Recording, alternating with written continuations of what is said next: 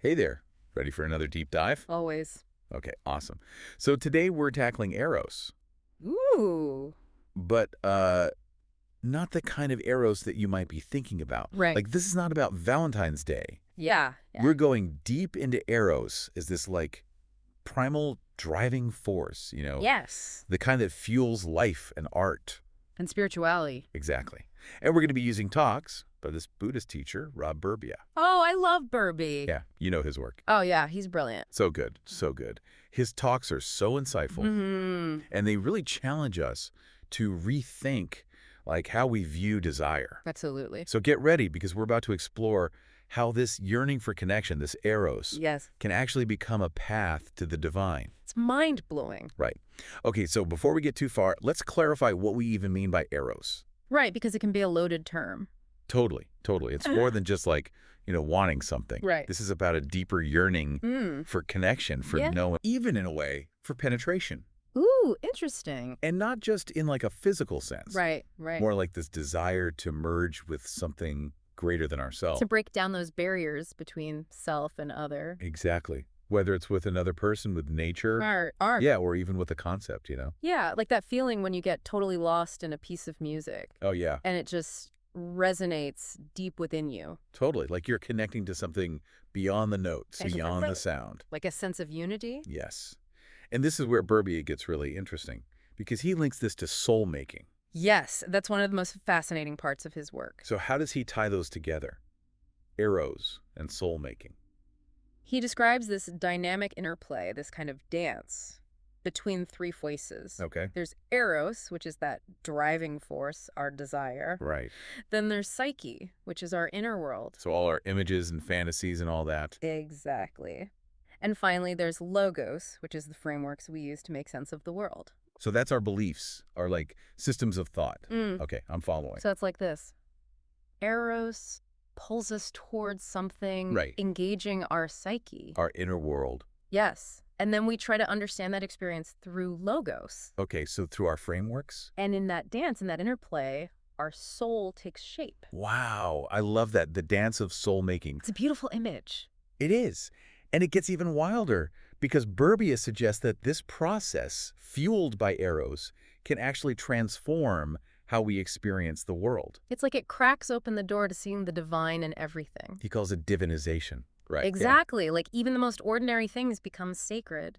Do you have any, like, examples of what that might look like? Well, he shared a story about a woman at a retreat who witnessed a liver transplant. Oh, wow. And instead of seeing it as just a medical procedure, Yeah. she experienced it as a deeply sacred act. Wow, that is not how I would normally picture a surgery. Right, but she was looking through that lens of Eros, that deep connection. So it's like she's connecting to something beyond the physical. Absolutely. And Burbea says we can apply this lens to any aspect of life, To envy. even how we view our own bodies. Oh, interesting. Because, in traditional Buddhism, there's that whole thing about contemplating the body's like unattractiveness to curb desire. Right, but Burbea challenges that. Oh, really? What does he say about that? He believes that focusing solely on impermanence can actually create aversion and shame. Which separates us from our bodies. Exactly. Yeah. He suggests that by approaching the body with curiosity, openness, And even like erotic appreciation? yes, we can start to see the sacredness and beauty there. It's not about ignoring the reality of the physical body, No, not at all. but expanding our perception to see the potential for beauty and connection within it. Yes, exactly. He also talks about ritual in this context, right? He does. He describes his upbringing in a strict Jewish household Okay. where the rituals felt empty and meaningless Until? until he encountered a more mystical interpretation. Okay, what was that about? This new interpretation presented rituals as a way to unite the transcendent and immanent aspects of the divine. So every action, every gesture becomes a way to connect to something larger. Exactly. It transforms the mundane into the sacred. Like he was bringing that eros, that yearning for connection, into those rituals. Precisely. Wow.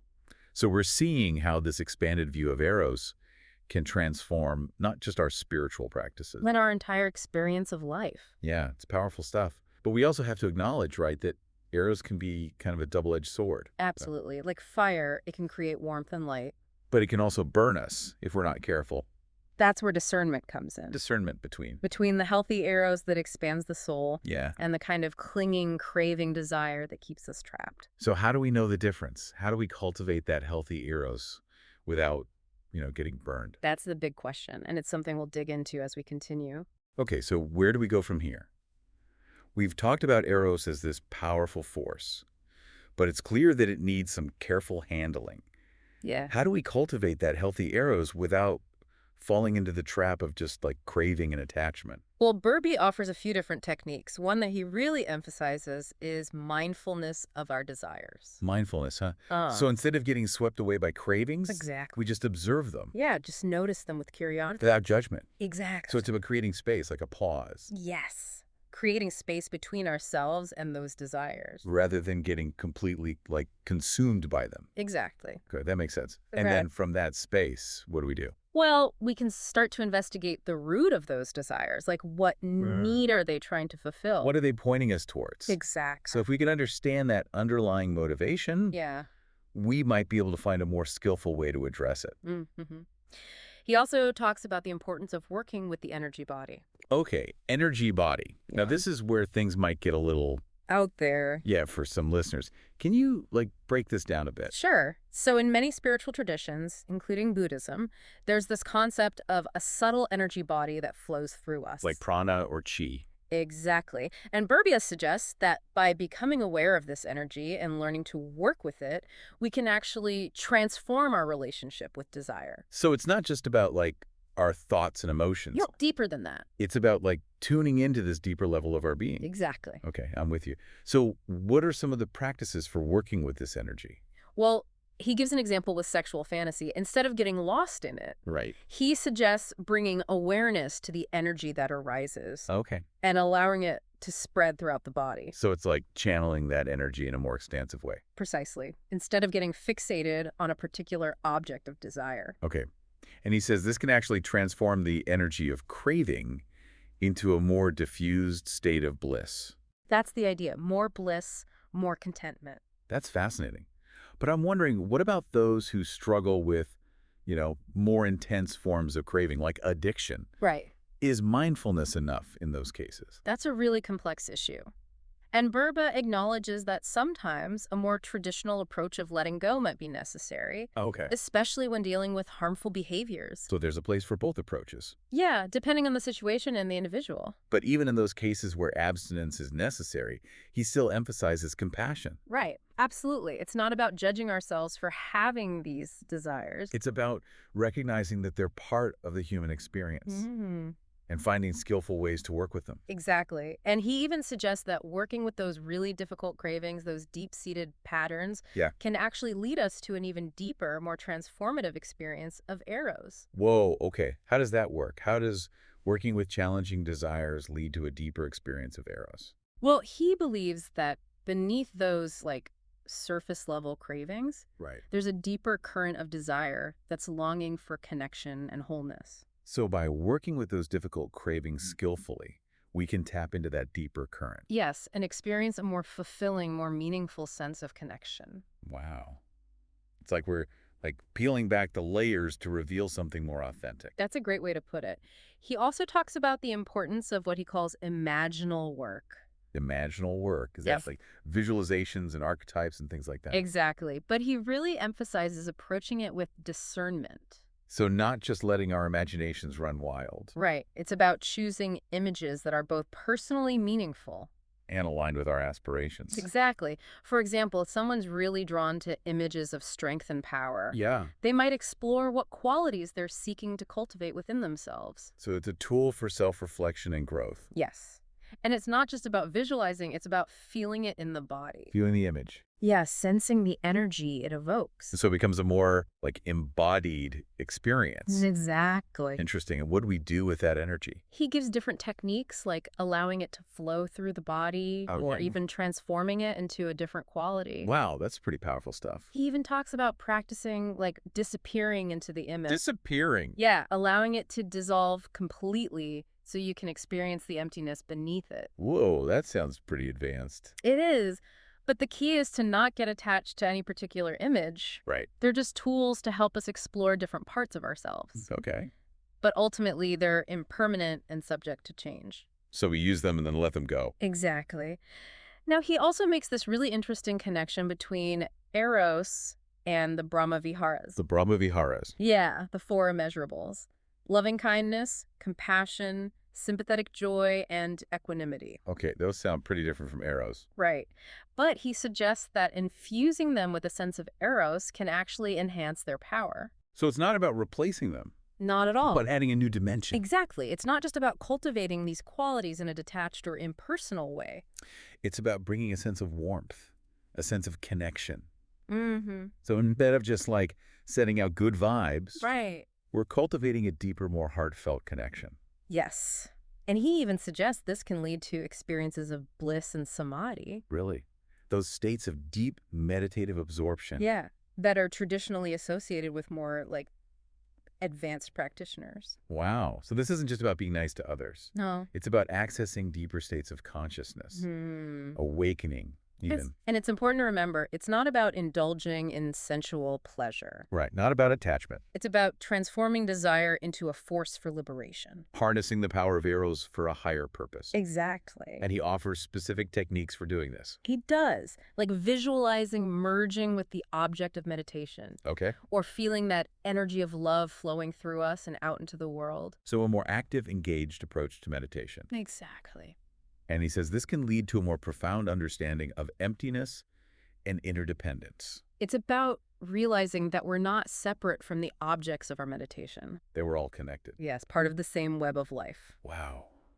It's a beautiful vision, but I have to admit, it also feels a bit overwhelming. I understand. It's a big shift in perspective. It challenges a lot of our assumptions about desire, spirituality, even reality itself. He's asking us to really question things. So it's not just about adding a few new techniques to our practice. It's about a fundamental change in how we see ourselves and the world. And he says this isn't a journey to be taken lightly. Right. It requires courage, commitment. And a willingness to face our shadows. It's about more than just like cultivating a healthy relationship with desire. It is. It's about embarking on a journey of self-discovery and transformation. He calls it soul making. And it's a process that can unfold over a lifetime. So where do we go from here? We've covered a lot of ground, from the basics of Eros to some pretty advanced practices. What's the next step on this path of soul making? That's a great question, and one that we'll explore further as we continue our deep dive. So we've been unpacking this idea of Eros as like this driving force for soul making. Yeah. This path to connecting with the divine that's like all around us, you know? It's a powerful concept. It is. But it also brings up a lot of questions for me, like how do we actually put this into practice? Yeah, that's the big question, right? In our everyday lives, I mean. Well, Burbea emphasizes that integrating these ideas is less about like mastering specific techniques Okay. and more about a shift in perspective. Oh, interesting. It's about bringing that erotic presence. That kind of heightened awareness. Yes, and appreciation to everything we do. So it's not like we're adding practice arrows to our to-do list. No, not at all. It's about changing how we approach even like the most mundane thing. Exactly. He talks about like preparing a meal Okay. instead of just rushing through it mindlessly. Yeah. We can bring a sense of reverence to it. Reference to cooking. Yeah. Appreciate the colors, the textures of the food, Oh, wow. the nourishment it provides. So like even chopping vegetables can become a sacred act. Exactly. If we approach it with that mindset, Wow, I love that. And he says this applies to relationships too, right? absolutely. Yeah. Instead of seeing people through like our own projection, Or a baggage. we practice seeing them with fresh eyes. Seeing the divine spark within them. Like bringing that same sense of wonder that we might feel, like when we're in nature. Yes. But that could be tough, right? Especially in our close relationships. They can. Where all our patterns and stuff tend to come up. Absolutely. It's easy to fall back into those old ways of relating. So how does this Eros lens change how we approach those relationships? Well, Burbea says that by cultivating that erotic presence, Mm-hmm. we can start to see beyond those surface level patterns Okay. and connect on a deeper level, like a soul level. It's like moving beyond the transactional to something more real, more fulfilling. Exactly.